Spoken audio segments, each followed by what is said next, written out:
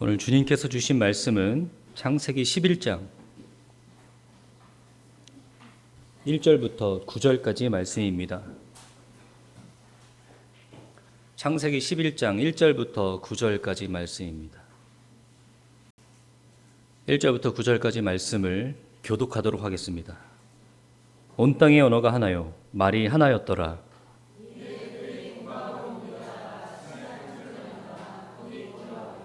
서로 말하되 자 벽돌을 만들어 견고히 굽자 하고 이에 벽돌로 돌을 대신하며 역청으로 진흙을 대신하고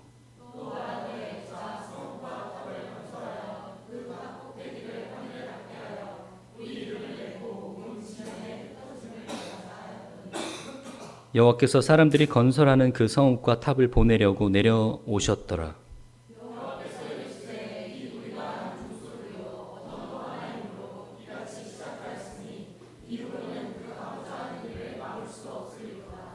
자, 우리가 내려가서 거기서 그들의 언어를 혼잡하게 하여 그들이 서로 알아듣지 못하게 하자 하시고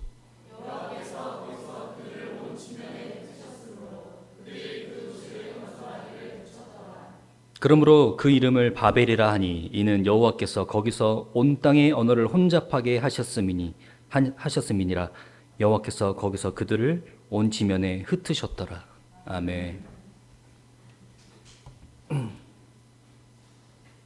매번 강단에 올라서면 여러분들의 얼굴을 봅니다. 그래서 또 어떤 분들은 빠지셨는지 아니면 오늘도 어김없이 이 예배당에 자리하고 계신지 보면서 마음이 놓이기도 하고 또 걱정이 되기도 합니다.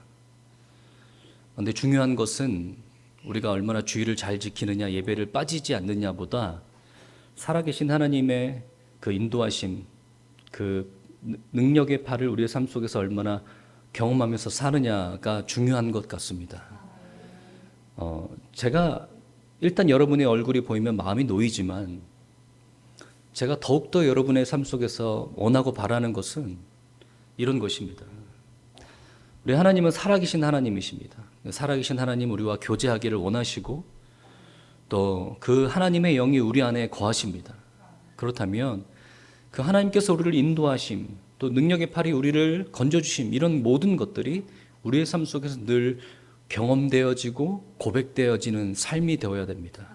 근데 반면에 우리의 신앙의 삶은 어떠냐면 과거의 몇몇의 그런 간증거리가 우리의 신앙의 모든 것을 이야기할 수 있을 정도로 몇 안 되는 그런 체험과 경험을 가지고 있습니다. 가장 최근에 여러분 하나님께서 인도하셨고 하나님께서 여러분을 위해서 일하셨던 것들을 간증하여 보라 그러면 사실은 할 것이 별로 없습니다. 예전에 내가 하나님을 처음 만나고 열정이 불탈 때는 내가 정말로 누가 들어도 함께 감동할 만한 그런 뜨거운 감증거리들이 우리 삶 속에 있었는데 어느샌가부터 간증거리 하자고 얘기하면 이전에 말고는 별로 떠오르는 것이 없어요. 분명히 우리는 살아계신 하나님을 믿고 그 능력을 의심하지 않는데 우리의 삶에 어쩐 일인지 모르게 우리는 그런 것들이 끊겼습니다. 더 이상 간증이 갱신되지 않아요. 저는 이렇게 생각합니다. 여러분 예배 빠지지 않게 나오는 것도 너무나 중요하지만 한 주 한 주 여러분 살아갈 때, 하루하루 살아갈 때 여러분이 하나님께서 나를 인도하고 계신다, 하나님이 능력의 팔로 나를 붙들고 계신다라는 것을 여러분의 입으로 간증하고 고백할 수 있는 그런 경험들이 여러분 삶 속에서 풍성하게 일어나길 바랍니다. 우리가 그러한 잣대로 오늘 이 본문을 좀 살펴보기를 원합니다. 과연 내가 왜 살아계신 하나님의 인도하심과 그 능력의 팔을 경험하지 못하고 사는지. 오늘 본문 말씀은요, 이스라엘 백성들이 떠돌다가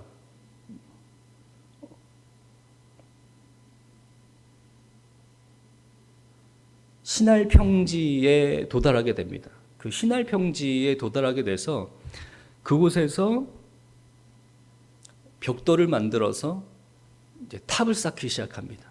이스라엘 백성들이 동방으로 계속해서 나아가다가 시날 평지에 도달하자 그곳에서 이제 탑을 쌓고 일명 우리가 지그라트라고 하는데 우리가 그것을 바벨탑으로 알고 있죠. 지그라트 사진 한번 보여주실래요? 이게 지그라트라는 건물인데요. 이제 동방으로 계속해서 떠돌다가 이스라엘 백성들이 그곳에서 이 지그라트를 짓기 시작합니다. 벽돌로 쌓아서 이 지그라트를 올리는데 밑면은 정사각형으로 되어 있고 최종 높이가 한 아파트 20층 정도 되는 높이가 되었다 그래요. 처음에는 이들이 이 벽돌 큰 자연석을 들어서 만들어서 이제 구해서 이 탑을 쌓기 시작했는데 나중에 이 자연석이 부족해지자 이 평지는 이제 돌이 많지 않습니다. 자연석이 부족해지자 이제 가마에서 벽돌을 굽기 시작했어요. 그리고 이제 그 벽돌과 벽돌을 이어나가는 그런 진흙도 부족해지자 이제 땅에서 분수처럼 끓어오르는 그 역청을 이용해서 그 벽돌과 벽돌 사이를 붙이기 시작했습니다. 3절에 보니까요. 서로 말하되 자 벽돌을 만들어 견고하게 굽고 붙자 하고 이에 벽돌로 돌을 대신하여 역청으로 진흙을 대신하고 이 지역은 지금 유프라테스 강과 티그리스 강 사이에 있는 곳입니다. 우리가 잘 알고 있지만 그 지역에 지금 어떤 나라들이 있죠? 이라크, 사우디아라비아. 이 역청이라는 것은 자연적으로 만들어진 아스팔트 같은 거였어요. 이제 기름이 막 끓고 있는 거예요. 그래서 이제 자연석이 부족하자 벽돌을 굽고 그 벽돌을 이제 그 자연 아스팔트를 발라서 붙여 나가기 시작합니다. 그들이 이런 지구라트를 건설하는 데는 분명한 세 가지 이유가 있었습니다. 첫 번째는 신의 축복. 우리가 신을 위해서 이 지구라트를 건설해서 그 꼭대기에는 신을 위한 방을 만들었습니다. 그래서 침대도 만들고 식탁도 만들고 그래서 신이 와서 쉴 수 있는 공간을 만들었어요. 그래서 이 지구라트를 만들면 신이 우리와 함께 할 것이다 라고 믿었습니다. 두 번째는 큰 민족을 이루게 될 것이다 라는 것이었어요. 그때 당시 메소포타미아에 있는 그 티그리스 강과 유프라테스 강 사이에 있는 그곳은요 가장 비옥하고 가장 큰 도시를 이루고 있었습니다. 그래서 우리가 여기서 머물면서 지구라트를 건설하면 우리에게 큰 민족을 이루는 축복을 받게 될 것이라고 믿었습니다. 왜냐하면 그때에는 소수 민족들이 여러 민족들이 모여 있었는데 큰 민족을 이루게 됨으로 인해서 큰 힘을 얻게 된다라고 믿었어요. 그 소수 민족들 중에서. 그래서 그 큰 민족들을 이루는 것은 그들이 목표로 삼을 수 있는 아주 중요한 목표였습니다. 그리고 세 번째는 명예의 축복입니다. 우리가 이렇게 크고 높은 지구라트를 건설함으로 인해서 우리 후대의 자손들이 우리를 기억하고 우리가 얼마나 대단했는지를 그들이 기념할 것이다라는 그 세 가지 목적을 가지고 있었어요. 근데 하나님께서 그것을 좋게 보지 않으셨습니다. 그들의 그런 행위를 좋게 보지 않으셨어요. 근데 우리가 이것을 보면서 그들의 그런 계획이 잘못됐다라고 판단할 수도 있습니다. 그들의 그 방향이 잘못됐어요. 하지만 성경은 그렇게 이야기하고 있지 않아요. 왜냐하면 나중에 아브라함에게 하나님께서 복을 주실 때 이 세 가지 복을 하나님이 먼저 제안하십니다. 근데 중요한 것은 뭐냐면 이들의 계획이 잘못됐다가 아니라 그들의 계획이 하나님의 계획과 멀어졌다가 중요한 것입니다. 우리의 삶 속에서 우리가 세우는 계획들이 만약에 실패하고 하나님께서 그것을 원하시지 않는다라는 것을 생각할 때 그건 종종 우리가 이렇게 생각합니다. 우리가 세운 계획들이 잘못된 것이야. 우리가 세운 계획들이 선하지 않았기 때문에 하나님께서 인도하시지 않았다라고 생각하는데 여러분 꼭 그렇지는 않습니다. 우리에게 세운 계획들이 아무리 선할지라도 그것이 아무리 좋게 보일지라도 그것이 하나님의 뜻과 벗어난다면 하나님께서 원하시지 않는 것입니다. 오늘 이스라엘 백성들은 마찬가지예요. 그 계획이 아무리 선하고 좋은 것이라 할지라도 그 계획이 점점 하나님의 계획과 멀어졌습니다. 하나님의 계획은 이랬습니다. 하나님께서 아담과 하와를 창조하시고 나서 그들을 축복하시면서 너희가 생육하고 번성하여 땅에 충만하여지라라고 하나님께서 말씀하셨어요. 그리고 창세기 9장에도 보면요, 하나님께서 노아의 방주의 사건을 일으키시고 마른 땅을 허락하신 후에 이제 땅에 랜딩을 하죠. 땅에 내려가서 노아에게 이렇게 말씀하십니다. 하나님이 노아에게 그의 아들들에게 복을 주시며 그들에게 이르시되 생육하고 번성하여 땅이 충만하라. 하나님의 뜻은 뭐였냐면 너희가 생육하고 번성해서 땅에 흩어지는 게 하나님의 뜻이었어요.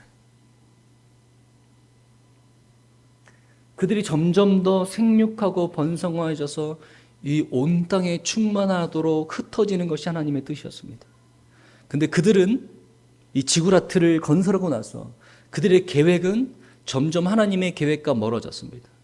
왜냐하면 우리가 생각했을 때, 그들이 생각했을 때 우리가 힘을 들여서 이 지구라트를 높이 쌓았단 말입니다. 그리고 이 비옥한 도시, 이 큰 도시에 우리가 도착했어요. 이 메소포타미아에. 그렇다면 우리가 큰 민족을 이루기 위해서, 또 신들의 축복을 받기 위해서, 또 우리의 명예를 위해서 이곳에 머무르는 것이 상식적으로 더 맞다라고 생각이 되었습니다. 여러분, 우리가 창세기에 나오는 여러 가지 에피소드들을 이미 알고 있듯이 그때 당시 인류의 가장 큰 숙제, 인류의 가장 큰 목표, 또 인류가 갖는 가장 큰 복이 뭐였습니까? 큰 민족을 이루는 것이었어요. 자녀들을 많이 갖는 것이었어요. 그러한 목표를 생각했을 때, 그러한 인류의 큰 숙제를 생각했을 때 그들은 저절로 그렇게 생각할 수밖에 없었죠. 우리가 더 이상 여기서 나아가는 것이 아니라 여기에 머물자. 그것이 우리가 이루고자 하는 목표에 큰 도움이 될 것이다라고 생각을 했습니다. 근데 하나님의 뜻은 그게 아니었어요. 더욱더 땅에 충만하도록 흩어지는 것이 하나님께 목표였습니다. 근데 이들이 말을 듣지 않습니다. 하나님께서 어떻게 하시냐면 그들의 언어를 혼잡하게 하셨더라. 11장 1절에 보면요, 참 신기하게도 온 땅의 언어가 하나요 말도 하나였더라 이렇게 나와 있어요. 그러니까 예전에는 많은 민족들이 있었지만 그들이 사용하는 언어가 하나였다라는 거예요. 근데 이 바벨탑 사건으로 인해서 하나님께서 그들의 언어를 혼잡하게 하십니다. 여러 가지 언어로 갈리게 만드세요. 이 지구라트 건설하는 과정 속에서 많은 어려움들이 생기기 시작합니다. 벽돌을 달라고 하니까 역청을 주는 거예요. 말이 안 통하니까요. 어느 날 이 사고가 나서 막 돌이 굴러가는데 돌을 피하라고 빨리 얘기하는데 그 말을 알아듣지 못하니까 인명사고까지 나는 거예요. 그러니까 공사가 점점 중단될 수밖에 없습니다. 8절에 보니까 여호와께서 거기서 그들의 온 지면에 흩으셨으므로 그들이 그 도시를 건설하기를 그쳤더라. 7절에 보니까 자 우리가 내려가서 거기서 그들의 언어로 혼잡하게 하여 그들을 서로 알아듣지 못하게 하자 하시고, 그래서 그들의 언어가 혼잡해지고 알아듣지 못하니까 공사가 그쳤습니다. 건설이 그쳤습니다. 그래서 그들이 자연적으로 흩어지기 시작합니다. 여러분, 우리가 이 바벨탑 사건을 통해서 한 가지 좀 깨달았으면 좋겠습니다. 우리가 세운 아무리 좋은 계획이라 할지라도 그것이 우리가 종교적으로 우리가 도덕적으로 봤을 때 아무리 선하다고 할지라도 하나님의 뜻이 아니면 우리가 그 계획을 돌이킬 줄 알아야 됩니다. 우리 계획을 수정할 줄 알아야 돼요. 정말로 중요한 것은 이것이 내가 얼마나 유익한 것인가, 얼마나 선한 것인가가 아니라 이것이 정말로 하나님께서 원하시는 뜻인가가 정말로 중요한 것입니다. 그것을 하나님께 항상 묻고 그 하나님의 뜻을 발견하시는 여러분 되시길 바랍니다. 근데 여기서 이야기는 끝나지 않습니다. 그 바벨탑의 사건으로 해서 이스라엘 백성들이 온 지면에 흩어지기 시작했습니다. 그래서 그 장면은 자연스럽게 그 동일한 지역에 살고 있는 메소포타미아 동일한 지역에 살고 있는 한 노인에게 장면이 전환됩니다. 그것은 우르였어요. 그의 이름은 아브라함이었습니다. 그 아브라함에게 하나님께서 말씀하십니다. 12장 1절과 2절입니다. 여호와께서 아브라함에게 이르시되 너는 너의 고향과 친척과 아버지의 집을 떠나 내가 내게 보여줄 땅으로 가라. 내가 너로 큰 민족을 이루고 내게 복을 주어 내 이름을 창대하게 하리니 너는 복이 될지라.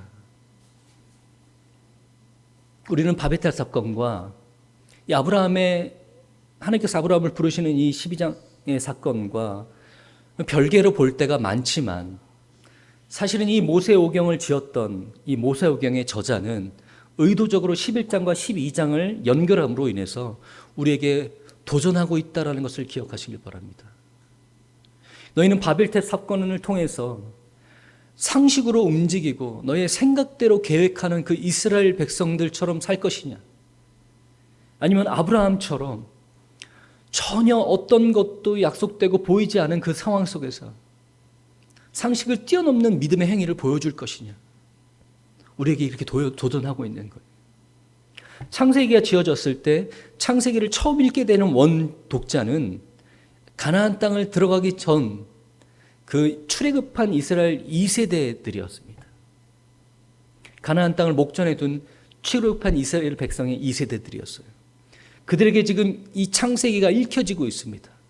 그러면서 그들에게 지금 동일하게 도전하고 있는 거예요. 우리가 가나안 땅을 목전에 두고 있는데 우리가 이 가나안 땅 앞에서 어떻게 행할 것인가? 우리의 생각대로, 우리의 계획대로, 우리가 생각했을 때 이것이 유리하다고 생각했을 때, 우리가 생각했을 때 이것이 더 이득이라고 생각하는 그 상식대로 행동할 것이냐, 아니면 우리가 상식으로 생각했을 때 이것은 무리고 또 얼토당토 안 되는 그런 일이라고 생각할지라도 하나님께서 우리에게 말씀하셨으면 그 우리가 믿음으로 행할 것인가? 지금 저는 여러분에게도 동일한 2023년을 살고 있는 우리에게도 동일한 도전이 되어야 된다고 생각합니다. 여러분의 삶 속에서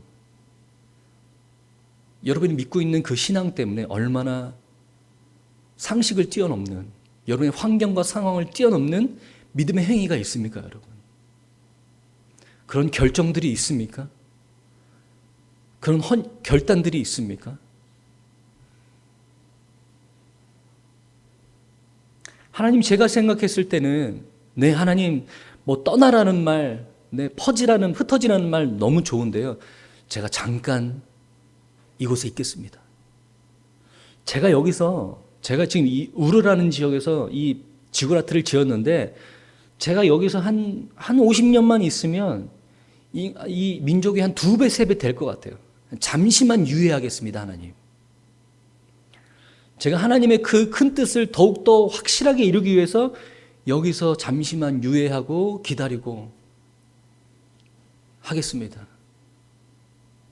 우리 신앙생활 속에 이런 타협들이 너무나 넘쳐나지 않습니까? 하나님의 뜻을 전면으로 부인하기는 좀 그래요. 근데 거기 중간에 내 뜻을 섞어서 유예하거나 돌아가거나 변질시킵니다. 나의 나름대로 생각해요. 이거 내가 이렇게 하는 것도 하나님의 뜻일 거야 라고 생각을 합니다. 이유는 간단합니다. 그게 상식적이기 때문입니다. 그게 훨씬 더 이득이기 때문이에요. 여러분의 우리 신앙이 어떻게 움직였습니까? 우리가 이런 것들로 우리의 신앙이 가득 차 있습니까?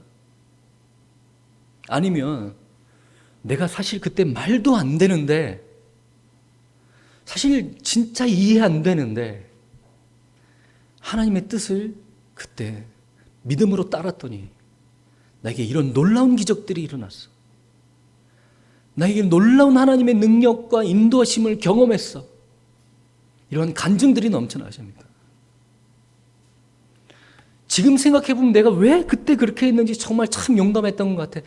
진짜 하나님께서 나한테 용기 주셨던 것 같아. 내가 다른 사람한테 얘기하면 아무도 이해하지 못합니다. 아브라함이 믿음의 여정을 가고 있었을 때 어떤 사람들이 이렇게 얘기했을 겁니다. 나이가 75세가 됐어요. 당신이 이 나이가 지긋이 돼서 이 여행길에 오는 걸 보니까 당신이 지금 마지막 황혼의 때를 마치 크루즈 여행하듯이 이렇게 여행하고 있는가 봐요? 아닙니다. 제가 믿는 하나님이라는 신이 본토 친척 아비 집을 떠나라고 하셨습니다. 제가 그것이 어딘지는 알지 못하지만 그 하나님의 말씀 때문에 지금 제가 그 여정을 걷고 있는 것입니다. 당신 바보입니까? 근데 아브라함은요, 사실 그 이후에 여러 가지 에피소드를 보면 사실은 굉장히 계산적이고 현실적인 사람이었던 것 같아요. 그 아내 사례가 굉장히 미모가 뛰어났던 것 같아요. 그 위협이 오자 그 아내를 누이라고 속이기도 합니다. 조카 룻의 사건, 소돔과 고모라 사건에서도 의로운 그 자를 제가 100명 있으면 그것을 구원하시겠습니까? 아니요, 50명, 30명, 20명, 10명 하나님과 타협을 시도합니다. 아브라함은 그런 사람이었던 것 같아요.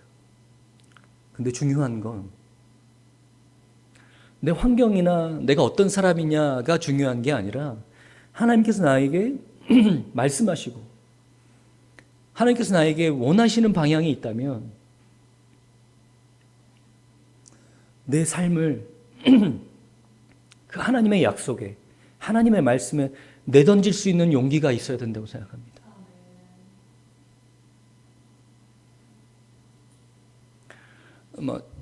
삶에 그런 여러 가지 어려운 순간들이 있습니다. 결단해야 될 때, 결정해야 될 때. 가장의 입장이니까 참 어렵더라고요. 내가 지금 이사해서 어떻게 하고, 어떻게 옮기고, 또 계획을 어떻게 세우고, 뭐가 더 좋을까? 어떤 게 더 우리 가정에 이득이 될까? 어떤 결정이 우리의 미래에 좀 더 안정을 보장해 줄까? 목사인데도요. 어떤 결정하는 순간에 자연적으로 그런 계산만 하고 있어요. 그러다가 나중에 아차! 하나님의 뜻은 무엇인가? 내가 어떻게 하는 것이 하나님의 뜻인가? 여러분 참 부족합니다. 우리에게 먼저 보이는 것은 다가오는 것은 우리의 상황이에요. 우리가 어떤 것이 더 이득일까라는 계산입니다.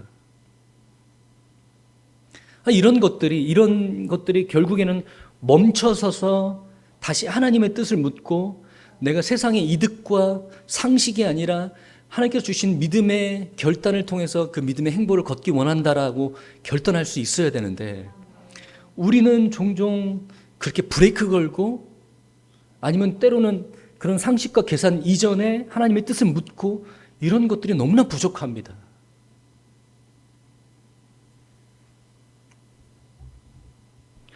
여러분의 삶에 하나님의 능력의 크신 팔, 주권의 창조주 하나님의 그 주권의 인도하심, 내가 이번 주에도 오늘도 하나님께서 나를 이렇게 인도하셨어. 내가 내 입술을 열어서 하나님께서 진정한 나의 하나님 되심을 고백하지 않을 수가 없어. 찬양하지 않을 수가 없어. 이런 살아있는 신앙을 원하십니까? 살아계신 하나님께서 내 안에 살아계신다는 것을 내가 몸소 경험하면서 사시길 원하십니까? 여러분 믿음 앞에서 여러분의 상식을 버리십시오. 여러분 믿음의 결단 앞에서 여러분의 생각과 계산을 버리십시오. 내던지십시오. 여러분의 하나님의 말씀, 하나님의 뜻 앞에 여러분의 인생을 내던지시길 바랍니다. 하나님 나를 인도하여 주시옵소서.